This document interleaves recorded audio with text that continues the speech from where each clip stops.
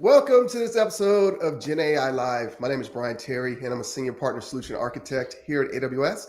And I'm super excited that you joined us today. And I'm joined here with my good friend Parijad. Parijad, how would you introduce yourself?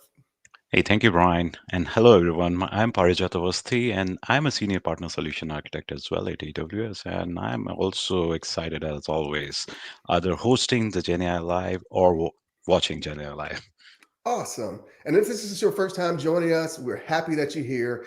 And you can join us every week at 8 a.m. Pacific Standard Time to 9 a.m. Pacific Standard Time for the latest and greatest in GenAI from AWS and its valued partners.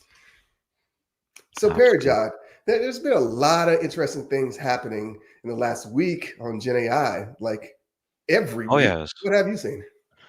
Yeah. I agree. Like every show, we have to announce something new because this is evolving at such a rapid pace. So last year, we introduced something called as Strands agents. Now, Strands agent, it's an open source SDK that you can use to build and run AI agents in just a few lines of code, and it can scale from simple to complex use cases.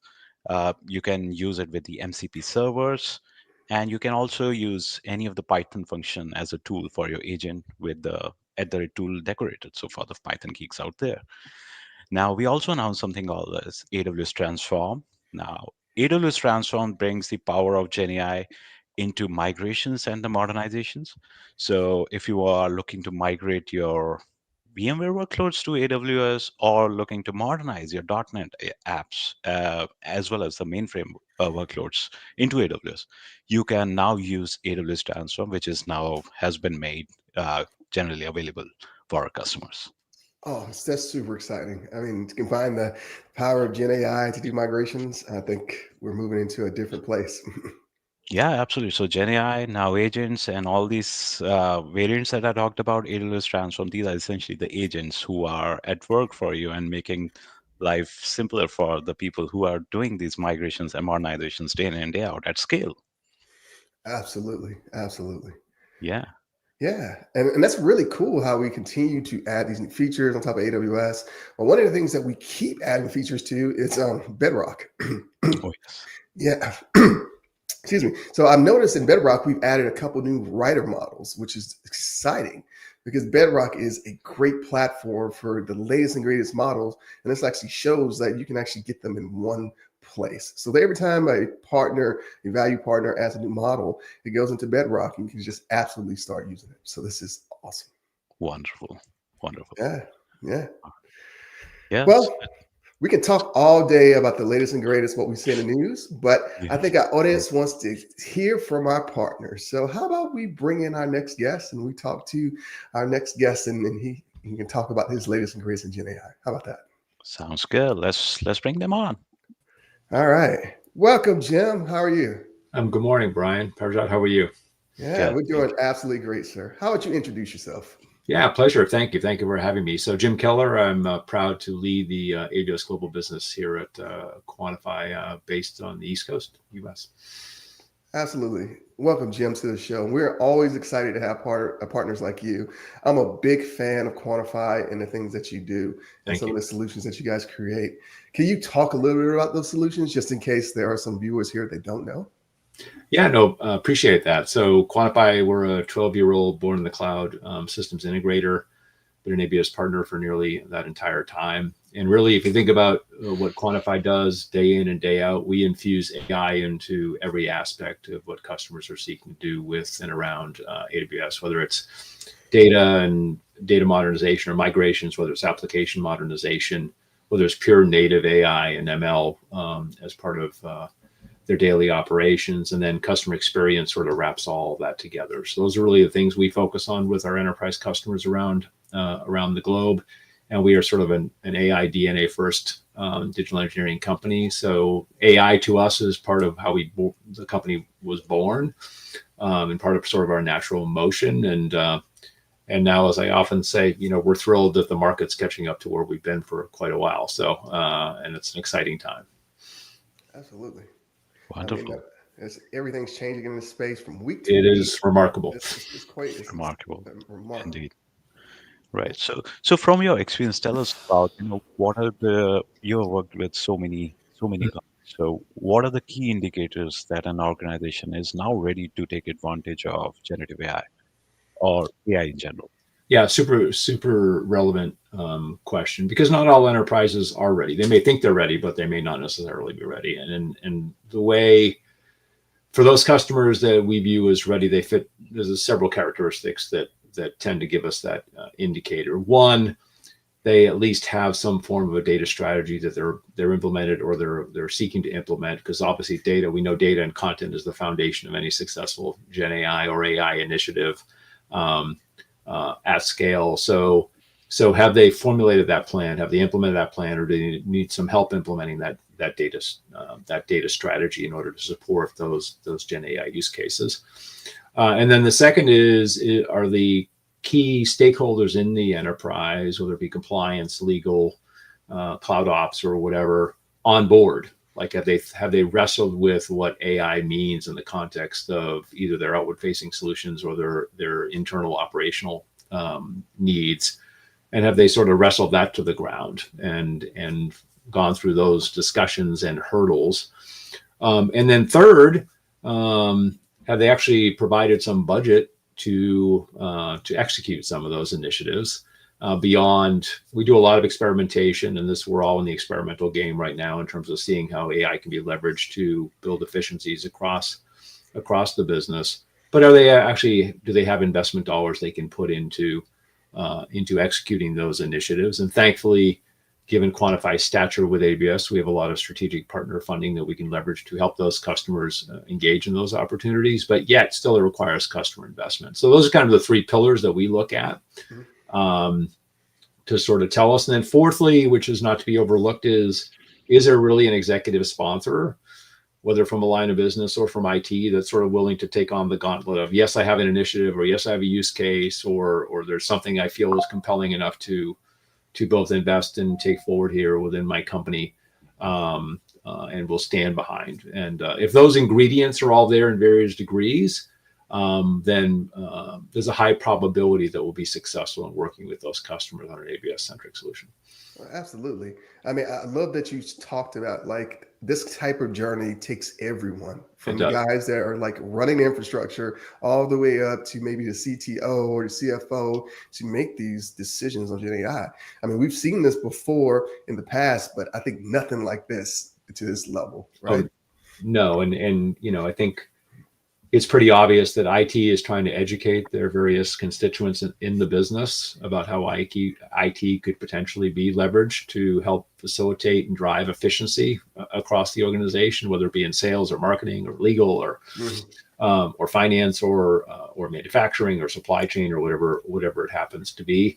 So I think last year was a lot of education on behalf of those IT leaders to bring that education to their business sponsors. Now I think we're in a place where the business sponsors are actually trying to engage in taking advantage of those capabilities to do things that are remarkably compelling and fast forwarding in terms of how they might view their business and execute their responsibilities.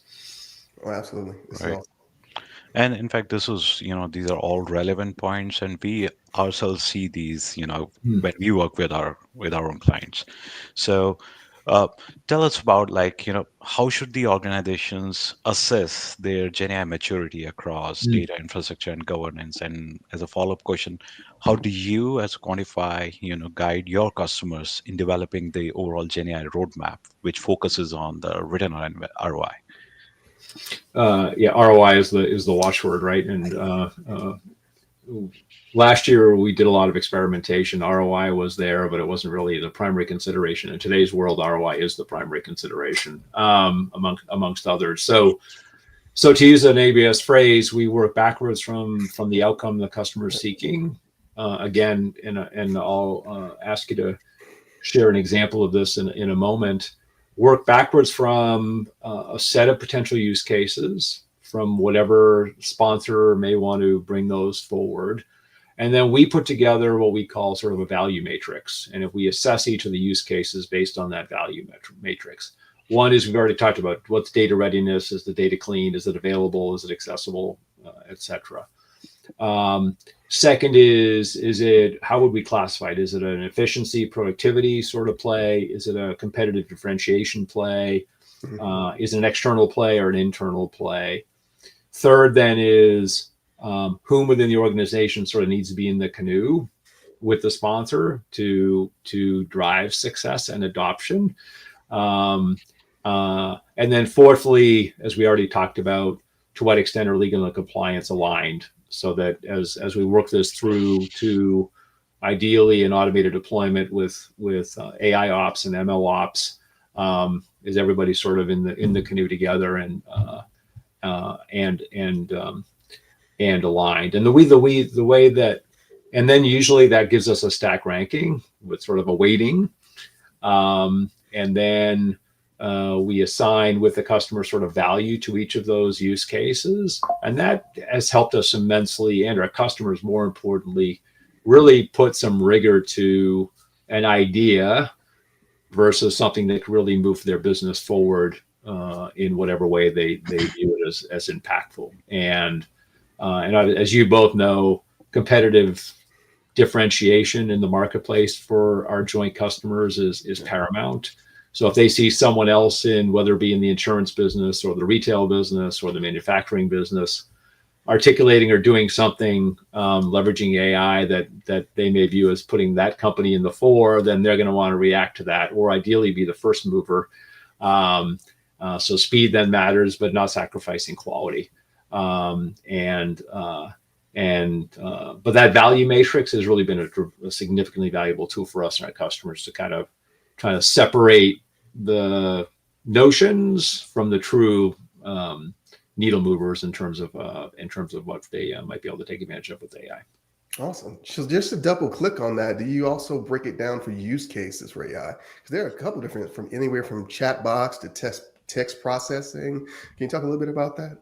Yeah, thank you. It's something that we pride ourselves on, and we look through two different lenses. And obviously we all know that the genesis of AWS was for the notion of builders, right? For organizations and technical leaders that wanted to build, build the infamous building blocks that AWS provides to go deliver on solution X, Y, or Z.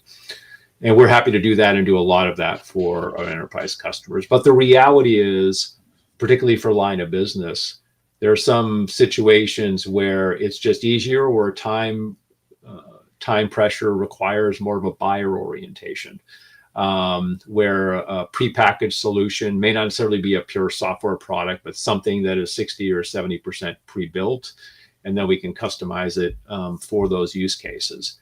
And for instance, just to give you one, we have a GenAI platform, which we call Bionic. It's all native AWS under the hood. But it's GUI. It's got a virtual chat interface construct if that's what a user wants and an organization wants. We have a series of solutions around Bionic for departments. So for instance, we have one Bionic for contracts, and maybe I'll let a demonstration articulate it better than I could. So if we could just see that demonstration, maybe this will sort of give you a sense of one line of business use case that customers have found compelling. That would be awesome. We'd love to see it. Today, I would like to present our GenAI product for contract management, Bionic for Contracts. Bionic for Contracts offers a transformative solution to the challenges entrenched within conventional contract management for legal teams. Using the power of generative AI. In this demo video, we are going to touch upon the following features: contract summarization, redlining of input document, contract versioning, and contract risk assessment. After uploading the document, the ML pipeline will be triggered, and it will take 1 to 2 minutes to get the output. On clicking on the document name, we can find the summarization as well as the redlining of the contracts. On the left-hand side of the screen, we can view the whole uploaded document or contract. On the right-hand side, we have summarization and redlining of the legal document. In the Summarization tab, we have a concise summary of the entire document. Also, we can see independent clause-wise summary as well. We can see the list of clauses extracted from the document. It is easier to navigate through a document according to clauses. To use this feature, simply click on the clause. It would navigate to the clauses that are located on contract. Redlining is the process of editing a contract when two or more parties are negotiating or working together. The goal is to produce a single document that satisfies all parties. Redlining has three operations: addition of a clause, deletion of a clause, and modification of a clause. As you can see, we have the clause name, type of recommendation, the suggested text for recommendation, and reason for recommendation displayed here. It also allows us to download the playbook, and we can refer to the specific clause related to the redlined clause. The playbook acts as the guide to generate accurate redlines. Bionic for contracts also includes a document versioning feature. Now, I shall remove the no hire clause in the input document and upload the version 2 of the same document. This can be done by clicking on the upload button, and we would upload the version 2 document and click on submit. It gives me a notification saying creating a new version. This feature allows you to keep track of different versions of a document. To use this feature, we can simply click on the Versions tab in the application window. The application will then display a list of all the different versions of the document that we have saved. Also, we have a keyword search capability in the platform. We can perform word-wise search within the portal, which will redirect us to the first page, which contains that specific word. For example, I shall search with keyword term. It highlights the term word in the entire clause.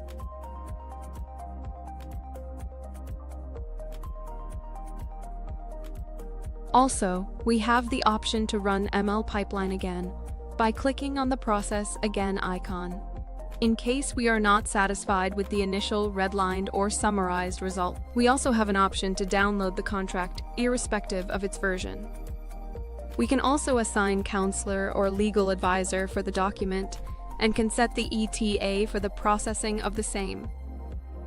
For this document, I shall select Ambika as the legal advisor and set the ETA as Feb 1st, 2024. I shall mark the document as client ready.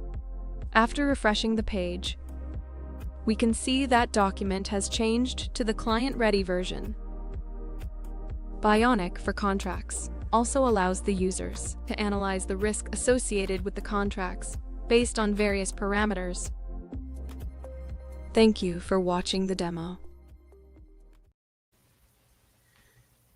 Yeah, that was impressive. Yeah, thank you. And the interesting part is, since we build solutions and we build net new for our customers ground up, everything we do in building something like Bionic or our QDocs IDP product and others, we bring to our customers. So we're having to do benchmarking for LLMs. We're doing responsible AI. So we're doing all the things that they have to do as part of the product, so we can bring those learnings, those experiences to the builders as well. Yeah. These are super cool. I mean, because what you guys are building is more than like PLCs, right? I mean, these are production grade solutions. It's all right? production grade solutions, yeah. Wow. And quite frankly, I think you'll both agree our joint customers are fairly demanding in terms of that requirement. So we can't come at it without having credibility and wherewithal and know-how. I mean, time doesn't allow for that. Yeah. And with solutions like Bionic, I'm assuming that they can go from nothing to something that's really powerful, really quick, right? With this platform you guys have built. Right? It's a matter of weeks. And this runs in the customer's VPC, as all our solutions do. It's all guardrailed within AWS governance and security and everything that AWS is known for. So it literally is a matter of usually 2 to 4 weeks before we can get like Bionic for contracts or an IDP solution live and running, and then just keep going. Oh wow, that's super impressive. I mean, the innovation is just blowing my mind. Yeah, and I'm guessing it's like a prepackaged solution, so you go and deploy and customize based on the requirements the client might have, but that's all done in a pretty fast manner. Yeah, it is, and it'll be all our solutions are in marketplace, or soon to be in marketplace. So we're trying to make that as frictionless as we can as well. And Bionic now has agentic, as everybody wants agentic. So we've got skills and personas and agentic. So it now has Nova as well. So, part of being a highly strategic partner of AWS is we're part of every launch and previews and all that. So we try to roll in as much of the new capabilities as we can, as quickly as we can, with credibility, and just continue to advance that, so that whether customers want to build or buy, we're there, meet them where they are, in an attempt to accelerate their time to value. Oh, wow. Nice. All So we right. have a So few minutes here, and then we also have some questions. Would you want to take a few questions from the Yeah, audience? I love questions. All right.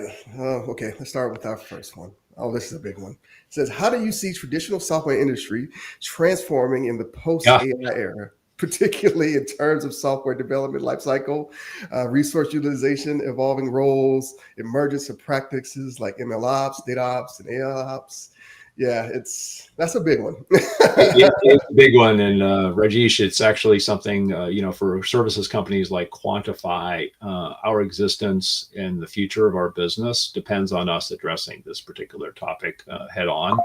So we built an entirely new solution, started about 2 years ago, which we call Codera.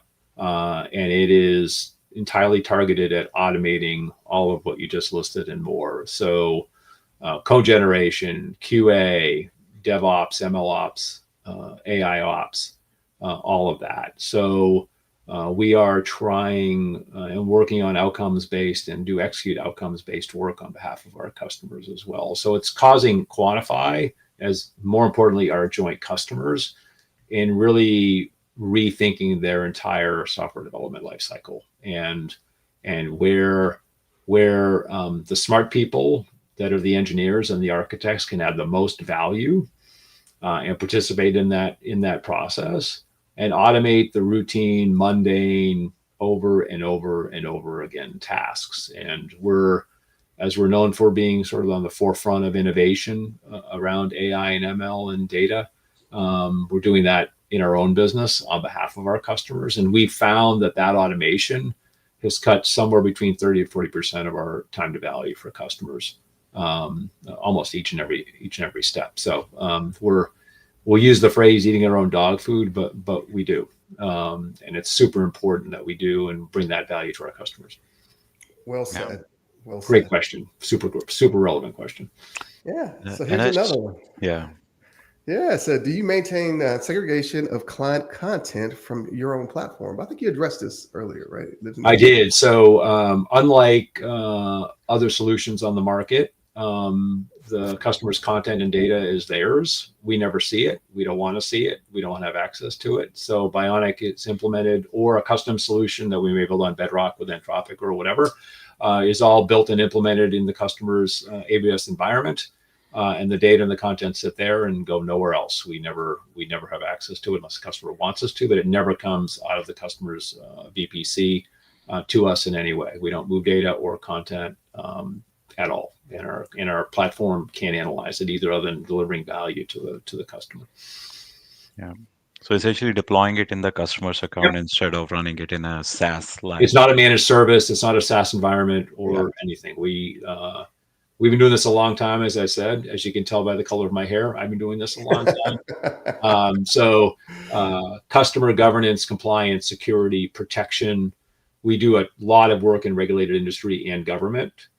So we know this environment really well. And whether it's financial services or healthcare or the government, security, governance, protecting customers' data is of paramount importance to us. Awesome. That's super exciting. I am glad to have you as a value partner at AWS. I mean, the work you guys do is we love what we do. You can't do what we do if you don't love it. And we appreciate the opportunity to engage with our joint customers to figure out hard stuff, right? And if you can figure out hard stuff that helps them and their employees be better, faster at what they do, so those knowledge workers can use their intellect for high value tasks, why not do that, right? And why have humans type in QA scripts if you can have a machine type in QA scripts. And then the key is to understand what the QA scripts actually resulted in, so you can actually go address the challenge, or like we did with legal contracts, or like we're doing with pharmacovigilance in the pharma space, or as we're doing with IDP in the insurance claims, reoptimization of how those companies do claims processing. Those are all the fun, exciting things, because they dramatically change how companies operate and the speed at which they can deliver value to their customers, subscribers, constituents. So super exciting times. RAG was alive for 6 months, and then we went to agentic. Yeah. So we'll see what changes by the time reInvent gets here again. But keeping up with the race is that's part of the fun. Absolutely. Yeah. So I think people are really interested about this solution and Quantify in general. So Yeah. where can they find more information about, or do you want to share any assets, links that they can go and read about Yeah, it? thank you. This is super, super simple. So I think we have a splash page where we have a QR code that we can pop up. We offer GenAI workshops, so some of that value matrix development that I talked about earlier, we can certainly do that. If anyone wants to reach out to me directly, it's jim.keller, Keller, at Quantiphi, Quantiphi.com. I never stop, so feel free to reach out directly. Happy to have that conversation, or through the QR code, and would enjoy having any conversations anyone would like to have. And we didn't really talk about responsible AI, but that's kind of at it's kind of the tip of everything we think about as well, and making sure that whatever we do has an efficacy to it that is protected and that is responsible in every way possible. And you'll always get that as we start to engage in any of these conversations, because responsibility is what we all need to do. And I know AWS takes that super seriously, as does Quantify, and I know our customers do as well. Yeah, well said. Well said. And thank you for having me. I've enjoyed this and love talking about this stuff, and be thrilled to chat with anyone that wishes to connect. Yeah, and thank you, Jim, for stopping by. We hope that you come back on the show at some point to tell Happy us to, about anytime. other cool things Quantify is doing.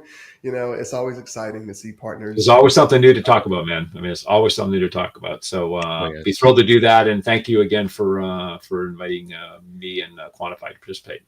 Absolutely. All right. Well, thank you, Jim. Thank you. Stay tuned. We are not done here yet on GenAI Live. We'll be back in a few minutes.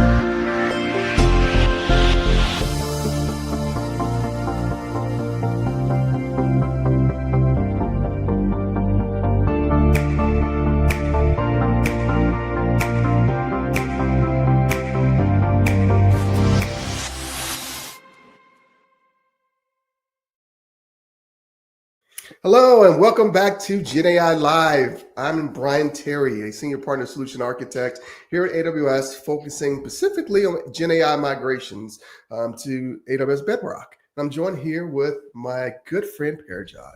Parajad, how are you doing today? And introduce yourself. Doing wonderful, excited. And I'm Parjat Awasthi. I am a senior partner solution architect as well at AWS. And I'm using GenAI. I'm responsible for migrations and modernization, and I'm using GenAI in achieving those objectives for my end customers and partners. All right.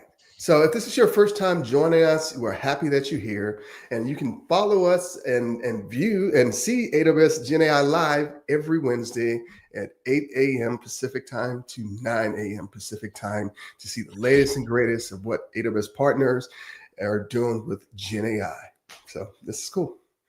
Yeah. Yeah. So Parajad, we had an awesome, conversation with Jim. I love the enthusiasm of our partners and the innovation. I mean, it's just great to see that solution. Yeah, absolutely. So every time I either host this show or if I'm watching this show, I am really, inspired by all the innovation our partners are doing in this space because I'm seeing what I'm seeing in AWS in terms of what great things AWS is building as far as technology is concerned. But it's really also equally inspiring to see how our partners are using these technologies to build to solve the real world use problems for our customers. So Absolutely. it's Absolutely. really wonderful. So, Hey, but you want uh, to know what the good news is? yes, really. I mean, We actually have another guest that's gonna yay. actually yeah, so excited too. So how about we bring him on? Yes. Hello, Oz. How are you? Hey, Oz. You're on mute. Yeah. It's okay Oh though. my gosh, there you go. Hey, Brian Perchat. How are you guys Hey, doing? doing great, sir. Welcome Doing to the great. show. How about you introduce yourself? Absolutely. Well, first of all, thank you for having me here. I'm super excited, to be on your show. Again, my name is Oz Krakowski. I am the Chief Business Development Officer for Deepdub. Um, yeah, look, happy to introduce you to what we do and how it can, how it correlates with Gen AI and the exciting things that we do in the space. All right. Yeah, I'm a big fan of Deepdub. How about you talk a little bit about your solution? Yeah, so Deepdub, we are I would say a Gen AI voice company, focusing on media and entertainment, but we do a lot of things around voices in the media and entertainment space. Um, One of the things that sets us apart is the ETTS, or the Emotive Text-to-Speech engine that we developed, that allows us to basically bring expressivity into voices, into Gen AI voices, really create something that a voice that is distinct in the way that it expresses itself, that is global. When we created the ability to infuse accents into voices, and one of the things that's pretty cool about our solution is that it's designed for media entertainment. In fact, when we started focusing on film and television, and starting to get from there, to create a more of a generalized solution. But that made us also create a solution that is very expressive, that is addressing, that is, did not start from audiobooks. It starts from very the need to express different types of emotions, whether a person is crying or eating, or or expressing themselves in every way and shape and form that you can think of, that you watch on television, for example. And the need to do that, basically generated a model or a solution that is pretty robust, and yeah, and comes together, I think, as a very solid solution for the media entertainment industry specifically, but also extends beyond that with the in fact, multiple customers that we have that are always looking for a quality product. Absolutely. Wow, this sounds interesting. So, uh, really interesting, in fact. Somebody who's new to the AI generative voice, can you, at a high level, talk about how this emotive text to speech is what it is, right? How does it really work at a high level, if you could explain that? Yeah, absolutely. So our model is basically the text to speech in itself. It's the ability to take text and convert it into dialogues, into voice, right? To voice, we call it voicing solution, right? Or to voice the text. The difference between a general text to speech to the ETTS, or the emotive text to speech, is the ability to really infuse emotion by giving it a reference of an emotion. Um, so I don't only rely on what the AI has learned to do, but I can also guide AI, say, all right, here's the expressivity, here's the prompt, right? Technically, here's my prompt for the expression the performance or the expression that I'm looking to receive. And now here's the text that I'd like you to voice, and make, match those together to create the solution that I'm looking for.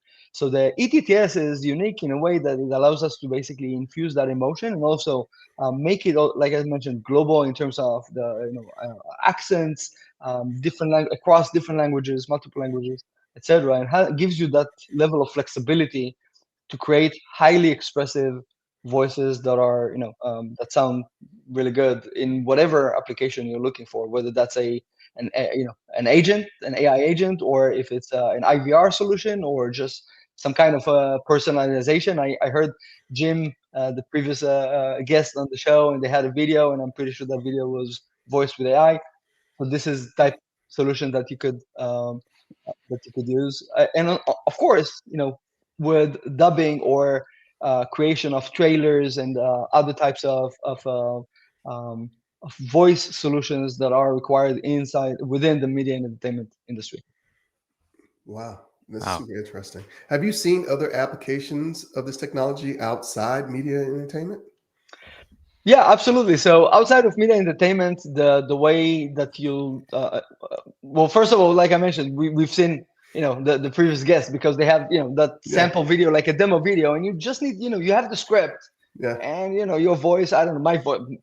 Your voice actually better than mine, but my voice, I'm not gonna use my voice for to narrate like a demo video, and I'm looking for a very cool voice. So that's one application. We've seen applications. I mentioned IVR, customer support uh, Ah, um, solutions, where it's a funny story. I called my physician a week ago, and I was on hold, and the answering system asked if I wanted to leave a phone number for a callback, so I don't need to hold online, right? And I said yes, and then I heard the message. Can you confirm your phone number is 469? Like 1980s type of text to speech. I'm like, oh my gosh, I can't. Like, I'm pulling the hair I don't have. And that's exactly where the change is coming from. Think about a customer service, an answering system that interacts just like you and I are interacting right now. Hey, would you like us to call you back? Is this your phone number? 469. Can you confirm? Say yes. Or it's much more intuitive. It's less resistive, and I think that's going to be part of what next in line for us. We're going to see that level of interaction with AI. wow. Yeah. And in fact, I'm already thinking of, suppose if I'm reading an ebook on my phone or tablet, and when I ask you to read it out loud, I immediately shut it off because it sounds so robotic, right? So Exactly. yeah, if something like this comes and it sounds like somebody's reading it to me, a human, that would be really wonderful. Exactly. Yeah. So Yeah. that's exactly it. So with that, like, how easy it is to integrate Deepdub's API in any existing media, gaming, or pipelines, e-learning pipelines. So if you Uh, can talk about that. yeah, absolutely. I think the best way to maybe start that type of conversation is to show a video. And I think that's video. I forgot the numbers. I gave numbers. That's supposed to be video number two. It's hold on, I'll tell you. It's video with. It's called the video. No, it's number three. Could you please play Yeah. video number three? Welcome to Deepdub's Voice Playground, your no-code launchpad to world-class voice design. Choose from a library of professional-grade voice presets, like news anchors, IVR agents, or cinematic narrators. all crafted to captivate your audience. Customized voices with advanced controls. Adjust accents, pacing, and emotional tone. Preview sample dialogue instantly to hear the magic unfold. take a deep, soothing breath and allow yourself to relax. Once you've nailed the sound, grab your auto-generated code snippet and drop it directly into your project. No documentation diving needed. Design, test, and deploy custom voices at lightning speed. Deepdub's Voice Playground. Voice AI made effortless. Oh, that was simple. So yeah, basically, I don't need to add much. The only thing I will say that all of the voices in this video were created using the voice playground. So Yeah. Wow. exactly. So yeah, the idea is to create a no-code experience where we have the full documentation, but who wants to read documentation if you can just play around and copy paste and put it in your project, right? Yeah, we all are builders and like to build things really quick. So it's amazing. Yeah. So again, a few years ago, I was watching a YouTube video, and I there was a person who was narrating that entire video, and the voice was deep. It sounded so great. But then I started watching another video with the same voice, second, third, fourth, five, and I was wondering how in the world this person is voice is everywhere, right? So how do you think the audiences are responding to the increasing use of AI voices and the content? Can they tell the difference? And I mean, based on your experience, do they really care as long as the experience is, human and personal? I think that's a great question. I think audiences care much less than we think they care, as long as the voice. And you guys basically said that, with the audiobook experience. If it's not irritating, I'll watch it. And I think what we're seeing is we are beyond the point where AI sounds like a human. It's because it already sounds like human. It's more about, is it within the context, right?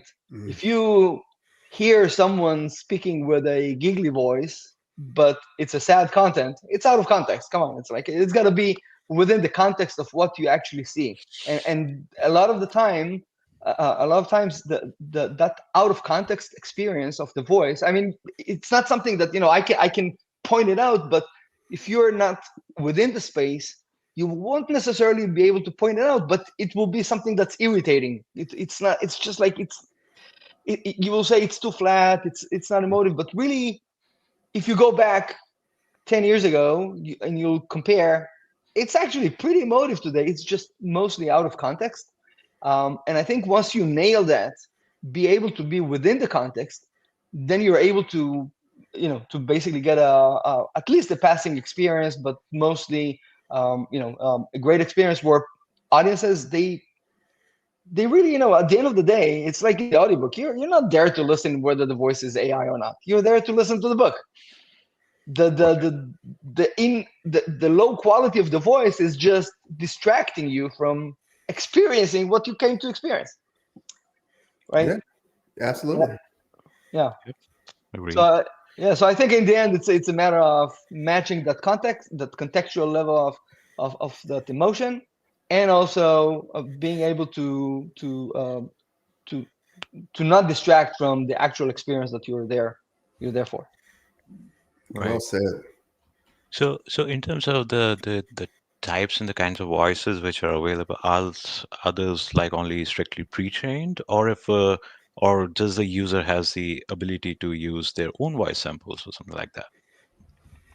Um, Either, in fact. So both options are available. Mm. What we found is that in some cases, using, and our solution comes already with thousands of voices in the bank that have a range of emotions already pre-trained, and it's also very, very, very simple. It's super straightforward to add a voice, your voice, with different emotions as well, and you can then use it as you'd like. So it could be kind of a clone, the term that's being used. But again, it goes back to, you need to use the right solution for the right application. Clones work really well, for example, in social media. Clones Mhm. work really well with your content, right? Let's say we wanted to dub this interaction. Mm. We'll probably try to clone all of the three of our voices, because it'll be more authentic. It'll keep the prosody, maybe even keep my accent, keep everyone's kind of like nuances of their voice. But in some cases, it might not be relevant, or it might not be even uh, um, uh, I want to say required, but sometimes it's not even allowed, right? Especially with entertainment content where you just don't have the rights. So the key here is, beyond the technical side that is entirely possible and all range of cloning is available. The key is also making sure that you have the rights to do it, and that you apply it responsibly. We One of the things that we put as a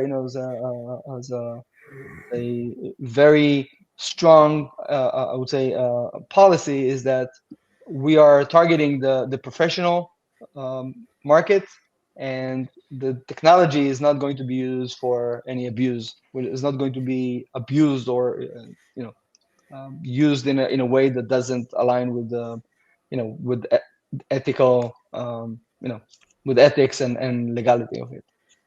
Yeah, that's well said. Well said. And just one question. So, does it support like translations in different languages? Suppose if I'm doing something, in English language, but if I need to, deliver it in any regional language, so would it be able to do that? Yep.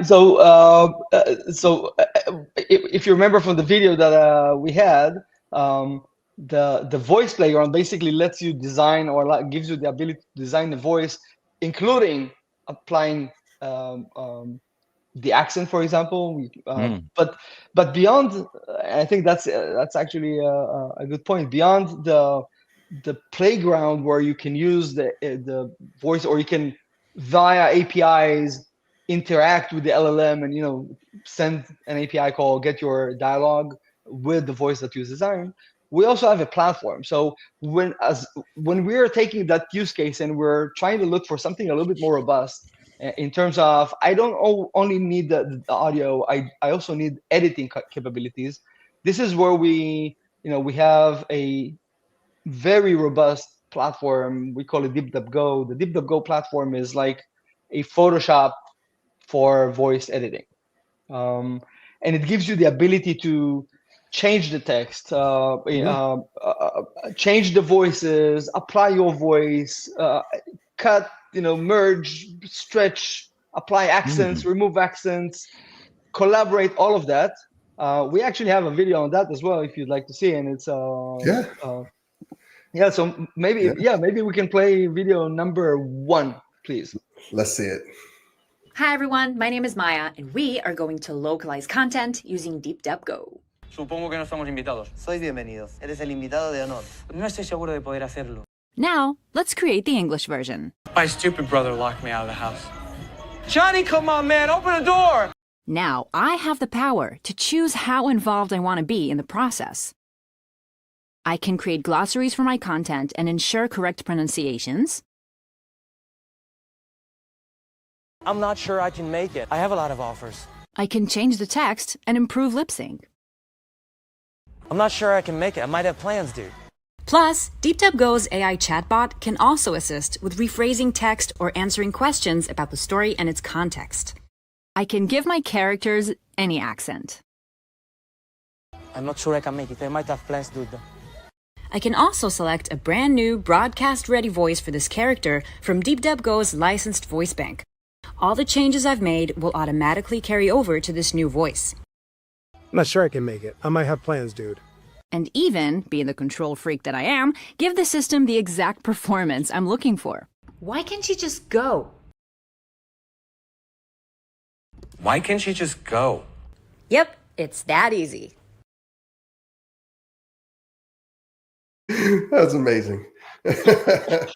And by the way, that last example where you say, why can't you just go? This is a voice-to-voice example where she basically, Maya, she's our head of creative and a prolific voice actress herself. But regardless, she's basically providing the performance and replaces her voice. It's a voice-to-voice use case, basically. Wow.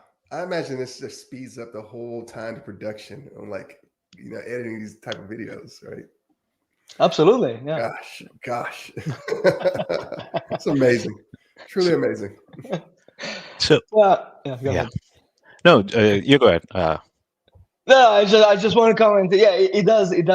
That's part of the selling, or of the value, of the benefit that GenAI voices bring here into the picture, is the ability to go to market faster and scale up with your operation.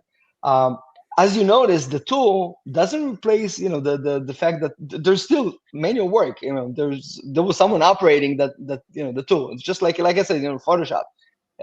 It requires different skills, but the graphic designer still needs to be there to actually play and manage the tool. Yeah, you're right. And that just, answers another question. A lot of people think these, this AI technology is just going to replace humans in general. See this as an example of it's making them more efficient and actually being able to get their job done quicker. I mean, you need both, I think. Totally. Yeah. In fact, yeah, there's so many use cases. E-learning, as people are talking about in the chat, like you deliver a curriculum and dub it into different languages and increase the reach across the regions. So, so how is it? I mean, I believe is it like an application that you download on the workstation, or is it like a web-based something? It's entirely in the cloud. This is entirely in the cloud, available on the AWS Marketplace. It's fully secure. We are TPN Gold Shield SOC 2 certified, and yeah, so it works anywhere in the world with your team. So it allows you to be entirely remote. You just need a person on a computer. Don't need the entire recording studio and everything around that. This is interesting. I definitely want to play with this technology myself. This is really cool. Yeah. Oh, yeah. Send me a message. I'll put you up. We actually have a very active AWS account on the product. All right, I'll do that. Yeah, I mean, people have some interesting questions like, does it work to dub the anime or cartoons? I assume yes, but what about music? Well, I would say more. Not only that it does. One of our customers, we've been with them on stage, cartoon channel. So absolutely, it works really good with animation.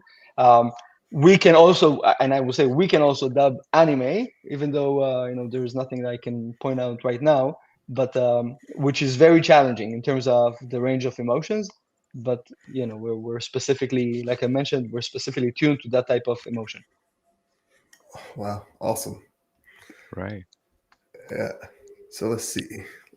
Are there any more questions? Just to see. So yeah, we are live here. So please, if you have questions, please post them, and we'll try to get them answered for you. Yeah, so I see one question, which is how is Deepdub ensuring compliance, adherence, and ethical use of its AI dubbing technology, particularly in the misuse such as deepfake audio, protecting voice identity, secure or no storage at all for privacy concern, and maintaining transparency? Yeah. Yeah, at the end of the day, it's a great question, and it's actually a very I would say hot topic overall.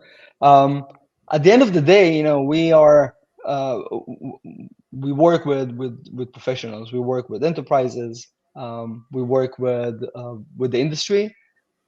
We do everything we can, to avoid or to prevent the tool and the technology from falling into the wrong hands.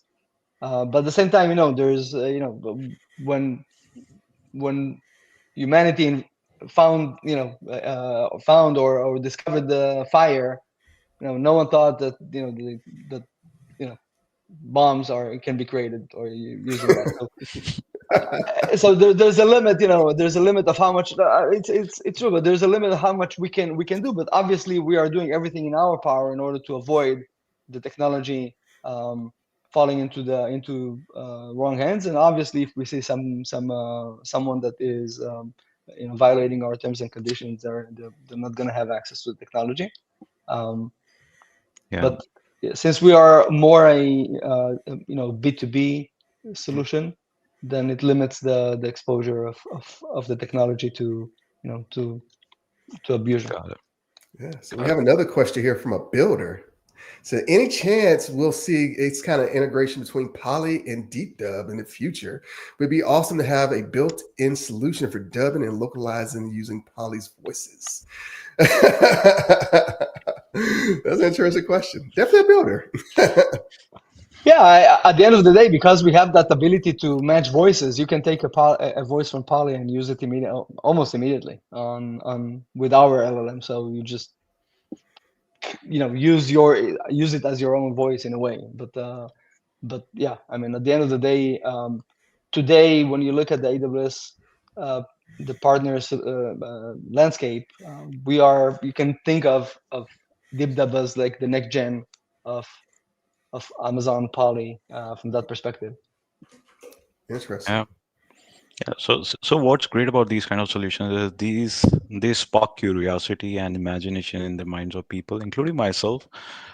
So, uh, where can people go and learn more about it? If they want to know like what's under the hood, architectures and all technicalities of it. So, do you want to point our users, viewers, and listeners to some resources where they can go and learn more about this solution?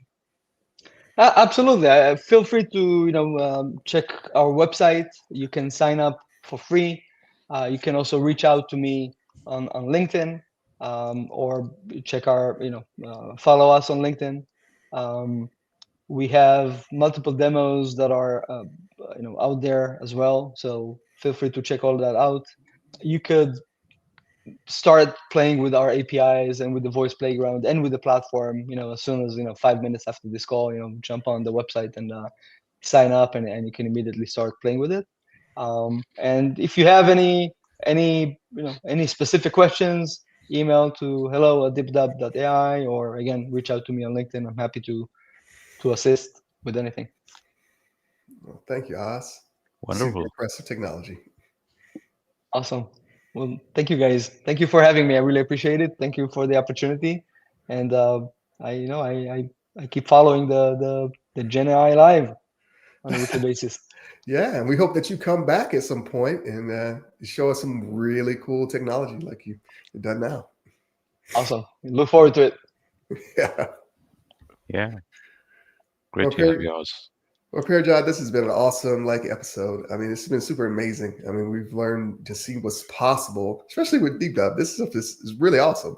I love the idea of the voice just kind of transforming, production of video workloads. Yeah, indeed. I mean, both the sessions were so great demos. And Deepdub, like you said, I am excited. I'll see if I can get my hands on it and try to change my voice to something else. Yeah. I'm Yeah. pretty sure maybe we can use it for AWS on Live. Maybe, Oh, I mean, yes. GenAI Live. Maybe they can just take this and then, make my voice French or something. Yeah, maybe. Yeah. Yeah, maybe if it does translation in real time, In then real maybe time. you'll be, yeah, All that right. would be awesome. Well, audience, please go out and try our partner solutions. We really love when they come on, and we're super excited about them. And a lot of times they have places where you can actually go try those out. So, thank you to all our partners that joined us today, Oz and Jim. I mean, thank you so much for coming on and talking to us about your solutions. And the rest of the audience, we're happy that you're here, and we're happy that you joined us, and we're happy that you asked questions, because that makes the conversation even more interesting. Yeah, and reach out to our partners based on what you're looking to solve the problems for. Absolutely. Well, Yeah. Parajad, it's been nice hosting with you. It's Likewise. been a great conversation. Yeah, indeed. I All agree. right. Well, join us for the next episode at next Wednesday, 8 a.m. Pacific time to 9 a.m. Pacific time for the latest and greatest in GenAI Live. And that has been another exciting episode of GenAI Live. And thank you for being with us today. Thank you so much. All right. We'll see you next time.